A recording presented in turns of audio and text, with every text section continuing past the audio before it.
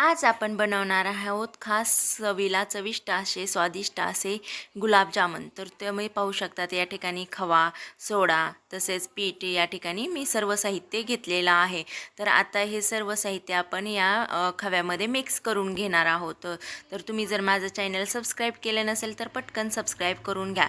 तर तुम्ही पाहू शकतात या ठिकाणी मी खवा आहे तो म्हणजे फोडून घेत आहे, कारण की मी तो फ्रीजमध्ये 2 दिवस झाले ठेवलेला होता. गावाकडून खवा आणल्यामुळे मला तो ठेवावा लागला होता, कारण की लगेच मला काही गुलाबजामुन करता आलेले नव्हते. त्यामुळे त्याचा घट्ट असा गोळा बनलेला होता. तर सुरुवातीला तो मी खवा व्यवस्थित म्हणजे थंड करून गोळ्या रिकामा करून घेतलेला आहे, सेल करून घेतलेला आहे ते पीठ खव्याचं.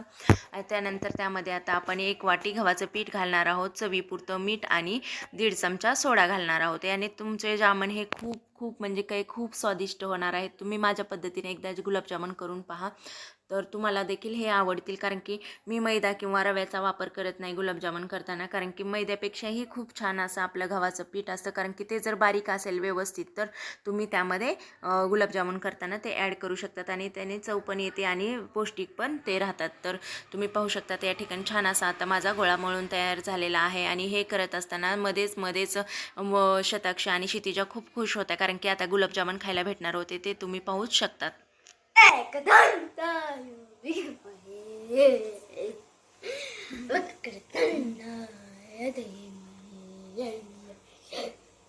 एकदंताय विद्महे वक्रतुंडाय धीमहि तन्नो दन्ती प्रचोदयात्.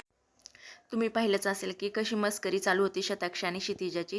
तर या ठिकाणी आता आपलं पीठ हे व्यवस्थित सेट झालेलं आहे. कमीत कमी 1 तास तरी तुम्ही हे पीठ मळून ठेवू शकतात. त्यामुळे काय होतात की तुमचे जामन स्वादिष्ट बनतात. तर या ठिकाणी आता मी जामनसाठी पाक करण्यासाठी घेत आहे. तर त्यासाठी तुम्ही 1 किलोला 1 किलोच प्रमाणात साखर घ्यायची आहे. तर मी या ठिकाणी थोडीशी कमी घेत असते साखर किलोला, कारण की जास्त पण गोड नको वाटतं ना. आणि तुम्ही पण या ठिकाणी साखर पाणी वतत असताना थोडंसं साखरेच्या वर येईल एवढंच पाणी ठेवायचं आहे. त्यामुळे काय होतं की पाक व्यवस्थित होतो आणि बराच वेळ जात नाही. आणि यासाठी पाक देखील हा म्हणजे एक तारी नसतो किंवा जास्त नसतो, कच्चाच पाक बनवला जातो. तर तुम्ही पाहू शकता आता तेल पण मी गरम करायला ठेवलेलं आहे एका साईडला, आणि एका साईडला पाक पण आहे. पाकासाठी खूप वेळ लागत नाही आणि जामन पण करण्यासाठी खूप वेळ लागत नाही, पटकन होऊन जातात. तर या ठिकाणी आता मी गोळ्या करून घेत आहे. आणि तुम्हाला सांगायचं म्हणजे मला लहानपणापासून म्हणजे गोल आकार असलेले गुलाबजामुन आवडत नाहीत. तर मला थोडेसे लंबुळके म्हणजे थोडेसे लंबुळक्या साईजमध्ये आवडतात. तर आता मला माहीत नाही याला काय म्हणतात ते, परंतु ह्या अशा प्रकारचे जामून मला आवडतात. तर तुम्ही पाहू शकतात आता माझ्या गोळ्या करायला तयार आहेत, कारण की गुलाबजामुन हा पदार्थ करण्यासाठी काहीच वेळ लागत नाही आणि ते पटकन पण होऊन जातात. फक्त याच्यामध्ये तुम्हाला एक काळजी घ्यायची असते की तळत असताना जामून हे एकदम सावकाश पद्धतीने तळायचे आहेत. म्हणजे एवढे पण नाहीत. सुरुवातीला थोडंसं तेल गरम जास्ती करून घ्यायचं आणि त्यानंतर सौम्य तेल म्हणजे गॅसवरती तुम्ही हे गुलाबजामुन तळून घ्यायचे आहेत. कारण की जेवढे तुम्ही व्यवस्थित ते तळलं चाल गुलाबजामुन, तेवढे तुमचे गुलाबजामुन हे चवीला स्वादिष्ट बनतात. तर मी केलेले जामन हे सर्वांना म्हणजे की सर्वांनाच खूप आवडतात, कारण की त्याच्यामध्ये एक वेगळ्याच प्रकारची चव उतरलेली असते. तर तुम्ही देखील माझ्या पद्धतीने एकदा गुलाबजामुन करून बघा आणि नक्कीच मला कमेंट करून सांगा की तुमचे गुलाबजामुन कसे झालेले आहेत. तर या ठिकाणी पाहू शकतात की मध्ये शताक्षी आणि क्षितिजा पण मस्करी करत आहेत, येत आहेत मध्येच, की त्यांना असं वाटत आहेत की आतुरता निर्माण झालेली आहे की कधी एकदाचे जामन बनतात आणि आम्ही ते खातो. परंतु खूप संध्याकाळी वेळ झालेली होती, त्यांना झोप लागलेली होती, तरी देखील त्या दोघी झोपत नव्हत्या.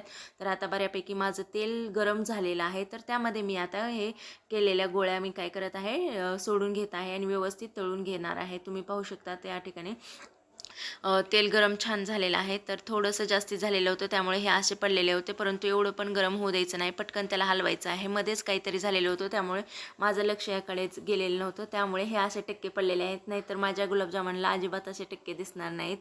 परंतु आता जाऊ द्यात, आता व्हिडिओ चालू होता तर ठीक आहे म्हणलं, आहे ते आहेत, जे असेल ते दाखवून देऊयात. आणि माझं तळणं बघा तुम्ही, सगळीकडे एकसारखा कलर यायला पाहिजे तुमच्या जामनला, तरच ते व्यवस्थित तळले जातात आणि चवीला देखील छान उतरतात.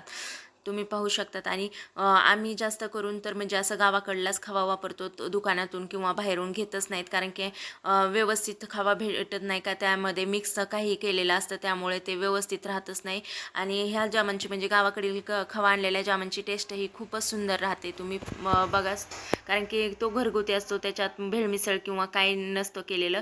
तर लगेचच मी ते तेल व्यवस्थित नितळून ते पातेल्यामध्ये सोडलेले आहेत. तर या ठिकाणी पाहू शकतात आपले जे गुलाबजामुन तयार झालेले आहेत. ते कसे झाले ते नक्कीच सांगा, आणि हा व्हिडिओ तुम्हाला आवडला का ते पण नक्कीच सांगा.